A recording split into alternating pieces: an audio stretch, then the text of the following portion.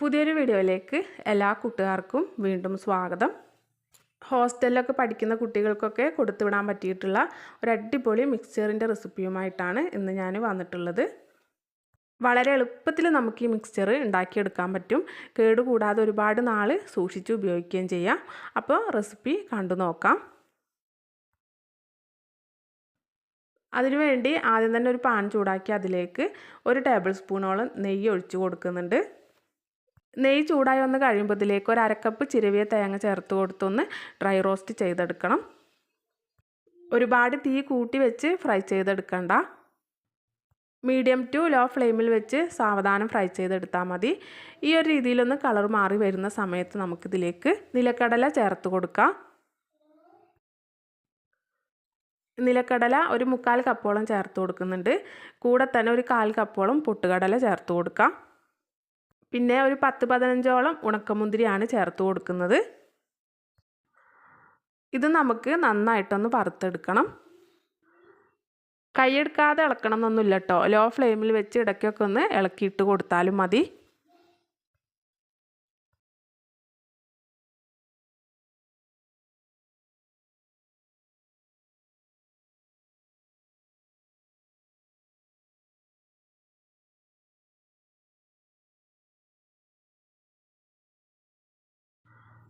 ഇപ്പോൾ ദാ തേങ്ങയും കടലയും മുന്തിരിയൊക്കെ ഒന്നും കൂടെ ഒന്ന് ഡ്രൈ ആയിട്ട് വന്നിട്ടുണ്ട്.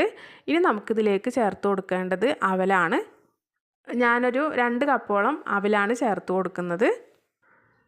നമുക്ക് എത്രത്തോളം മിക്സ്ചർ വേണോ അതിനനുസരിച്ച് ചേർത്ത് കൊടുക്കട്ടെ. അപ്പോൾ അവൽ കൂടുതൽ ചേർത്ത് കൊടുക്കുമ്പോൾ മറ്റ് ഇൻഗ്രീഡിയൻറ്റും കൂടുതലായിട്ട് തന്നെ ചേർത്ത് കൊടുക്കേണ്ടി വരും. ഇനി ഈ അവലും നമുക്ക് നന്നായിട്ട് ചെറിയ തീയിൽ വെച്ചിട്ടൊന്ന് വറുത്തെടുക്കണം. ഇതിൻ്റെ കൂടെ നിൽക്കണം എന്നൊന്നുമില്ല കേട്ടോ. ചെറിയ തീയിൽ വെച്ചതിന് ശേഷം ഇടയ്ക്കൊക്കെ ഒന്ന് ഇളക്കിയിട്ട് കൊടുത്താൽ മതി. അവലും ഇതാപ്പം നന്നായിട്ടൊന്ന് ഡ്രൈ ആയിട്ട് വന്നിട്ടുണ്ട്. ഇനി നമുക്കിതിലേക്ക് ചേർത്ത് കൊടുക്കേണ്ടത് ശർക്കരയാണ്. 2 അച്ച് ശർക്കര ഒന്ന് ചീവിയതിന് ശേഷം ഇതിലേക്ക് ചേർത്ത് കൊടുക്കുന്നുണ്ട്. കൂടെ തന്നെ ഒരു 1/4 ടീസ്പൂണോളം ചെറിയ ജീരകവും ചേർത്ത് കൊടുത്ത് വീണ്ടും നമുക്ക് നന്നായിട്ടൊന്ന് വറുത്തെടുക്കണം.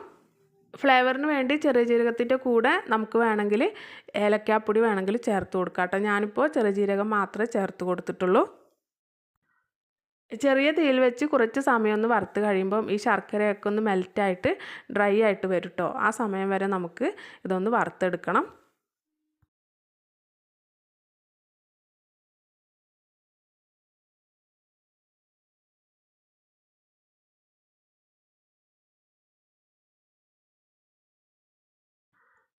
ഇപ്പോൾ ഇത് കണ്ടില്ലേ, ഈ ഒരു രീതിയിലെല്ലാം നല്ല പോലെ ഒന്ന് വറവായി വന്നിട്ടുണ്ട്. ശർക്കരയൊക്കെ ഈ അവിലും കടലയിലും തേങ്ങയിലൊക്കെ നല്ല പോലെ യോജിച്ച് വന്നിട്ടുണ്ട്. നമ്മൾ ഇതിൽ നിന്ന് കുറച്ചെടുത്ത് കൈവച്ച് ഇതുപോലെ ഒന്ന് പൊടിച്ച് നോക്കുമ്പോൾ എല്ലാം ഒന്ന് നന്നായിട്ട് പൊടിഞ്ഞ് കിട്ടണം. അതാണ് ഇതിൻ്റെ ഒരു പരുവം. ഇത് ചൂടാറി കഴിയുമ്പം ഒന്നുകൂടെ നന്നായിട്ട് ക്രിസ്പി ആയിട്ട് വരും കേട്ടോ. അപ്പോൾ ഇത്രയേ ഉള്ളൂ കേട്ടോ. നമ്മുടെ അവൽ മിക്സ്ചർ ഇവിടെ റെഡി ആയിട്ടുണ്ട്. നല്ല പോലെ ഒന്ന് ചൂടാറിയതിന് ശേഷം ഒട്ടും നനവില്ലാത്ത എയർ ടൈറ്റ് ആയിട്ടുള്ള ഒരു ഗ്ലാസ് ജാറിൽ നമുക്കിത് ഇട്ട് വെച്ച് കുട്ടികൾക്ക് ഹോസ്റ്റലിലൊക്കെ കൊടുത്തു വിടാവുന്നതാണ്. അപ്പോൾ വീഡിയോ ഇഷ്ടപ്പെട്ട ലൈക്ക് ചെയ്യാൻ മറക്കരുത്. അടുത്ത നല്ലൊരു റെസിപ്പിയുമായി നമുക്ക് വീണ്ടും കാണാം.